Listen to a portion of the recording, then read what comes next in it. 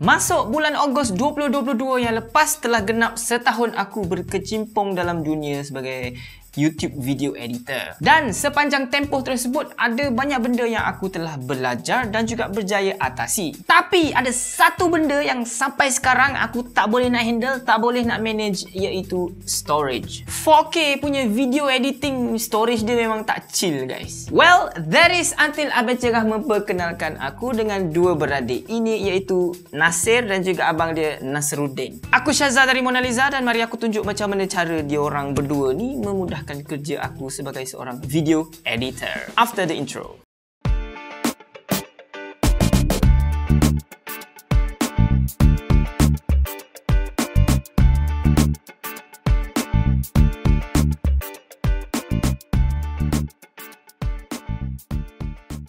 Sebelum kita berborak dengan lebih lanjut, apa itu NAS? NAS adalah singkatan daripada Network Attached Storage. Basically, instead of kita simpan data dalam hard drive yang dipasang dalam PC, NAS ini kita simpan data dalam separate standalone unit macam ni, and then kita attach dengan local area network. Jap, apa pula beza dengan cloud storage? Cloud storage pula dia simpan data dalam server yang duduk beratus-ratus ataupun beribu-ribu kilometer jauh dari tempat korang dan hanya boleh diakses exclusively melalui internet. Kat depan aku ini ada dua model entry level network attached storage dari Synology, iaitu DiskStation DS120J Single Bay NAS dan juga abang dia DS220J Dual Bay NAS. Most of the spec kedua-dua model ini Abang Cerah dia dah detailkan dalam video review dia dan memang awesome untuk kegunaan rumah. Cuma video kali ini aku nak kongsikan review aku melalui sisi seorang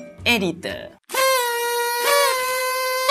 Aku bekerja secara remote, memang jaranglah nak pergi menghadap bos besar Abang Cerah. Jadi kebanyakan interaksi aku dengan beliau hanyalah melalui Google Drive. Submit skrip, kongsi library, submit video, semua melalui Google Drive. Tapi kalau dah bergelumang dengan video 4K ni, Google Drive punya free storage 15GB sahaja memang tak cukup. Yelah, submit satu video 10 minit pun dah 6GB. Tu belum cerita pasal raw video resource file bagai yang boleh mencecah 50 hingga 60GB untuk satu projek. Jadi aku memang sangat-sangat perlukan satu jenis storage yang boleh simpan large amount of files dan boleh diakses oleh tim Mona Lisa from anywhere. Well, enter these NASes. Bila compare dengan cloud storage, sebenarnya NAS ini dia lebih cost efektif untuk jangka mangsa yang panjang dan juga user yang ramai. Cuba kita kira, DS120J ini harga dia dalam RM550, kemudian kita beli HDD 2TB sekarang lingkungan harga dalam RM250 macam tu kot. So that's RM800 untuk 2TB local/cloud storage yang boleh diakses oleh 5 orang user selagi mana benda ni tak rosak lah. Ok, sekarang untuk Google Drive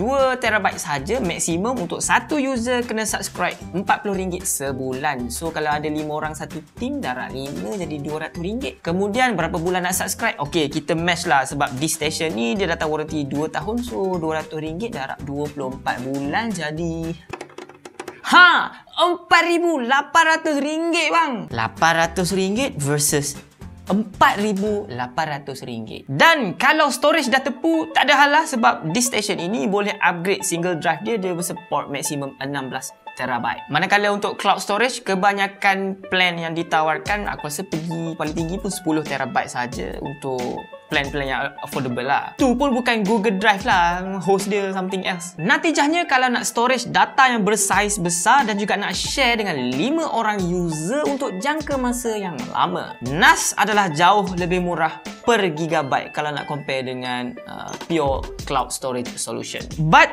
what about running cost? Synology claim untuk DS220J ini time standby dia consume 5 watt sahaja, manakala time fully active dia consume sehingga 13.5 watt. Jadi kalau run actively selama 24 jam sehari, upload download tak henti-henti selama sebulan, kalau kira ikut TMB punya residential rate baru dapat dalam RM3.80. Tak sampai RM4 pun sebulan. Aku rasa mentol seketul pun lagi mahal kalau pasang 24 jam sehari. Next kelebihan NAS adalah security. Adakah anda tahu kebanyakan fail yang disimpan di dalam cloud storage boleh dibaca oleh host, particularly Google. Memang dalam terma dia cakap, kami tidak memiliki data-data yang disimpan dalam Google Drive kami. Tetapi apa yang dia tak cakap adalah dia boleh akses, dia boleh scan dan dia juga boleh baca fail-fail tersebut for the purpose of, get this, Google Ads.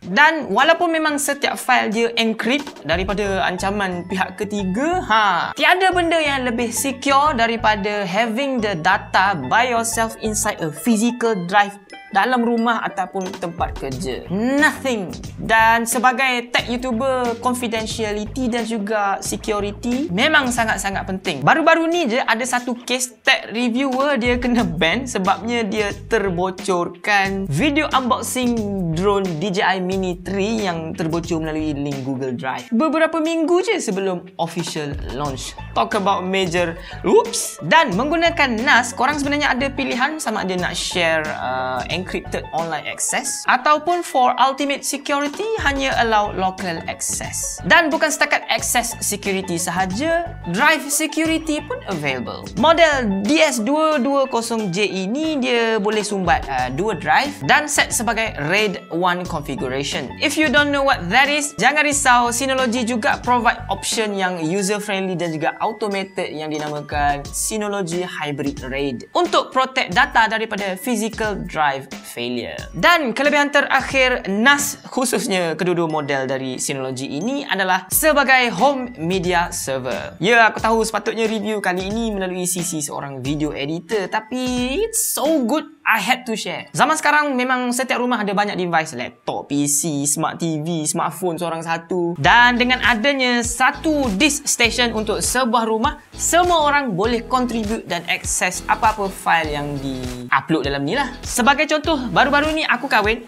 Abang aku kahwin.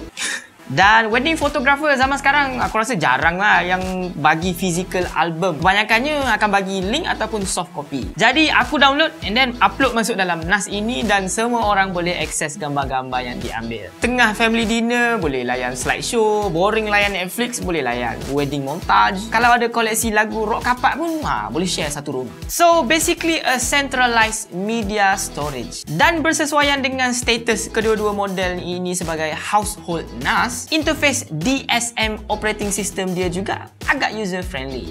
Buka browser je. Even kalau nak akses melalui mobile device pun sama friendly. Terlalu friendly. Sebab ada banyak sangat apps dia yang Synology develop khas untuk model DS. Dan bila aku cakap banyak, memang banyak betul guys. Aku rasa separuh harga DS ni pergi kat software dia kot. Tetapi as convenient as they come, DS120J dan DS220J ini bukannya unicorn.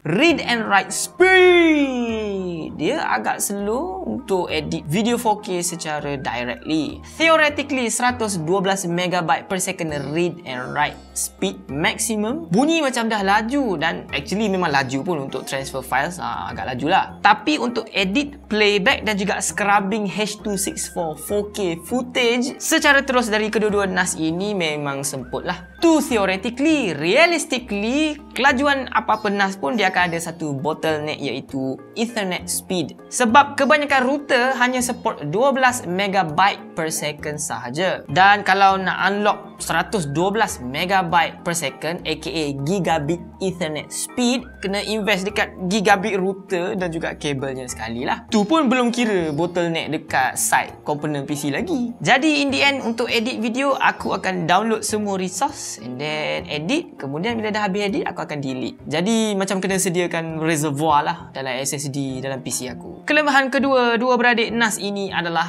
harga. Yang single bay ini harga dia RM569, manakala dual bay ini RM950. Itu tak termasuk HDD lagi Jadi untuk sebuah device yang di market untuk kegunaan rumah, harga dia agak keras lah bagi aku. Don't get me wrong, untuk kerja ataupun enterprise use memang berbaloi. Boleh dijadikan sebagai mini server untuk startup baru nak up ataupun sebagai off-site backup. Manalah tahu office tiba-tiba banjir. But aku rasa payah nak justify harga dia kalau nak guna sekadar sebagai home media server. Unless korang memang satu family golongan Insta famous, bila ber-OOTD 10GB gambar nak kena upload. In that case, memang berbaloi.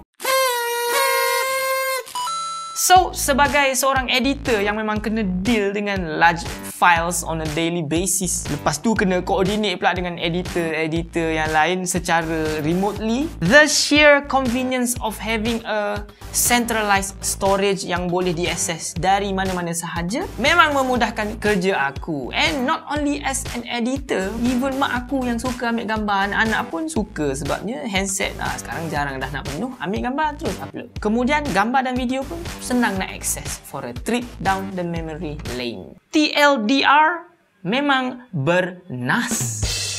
Alright guys, itu saja daripada aku. Macam biasa, kalau korang berminat nak merisik dua beradik ni, link in the description box below. Jangan lupa untuk like, comment dan subscribe channel Mona Lisa, and I'll see you in the next one.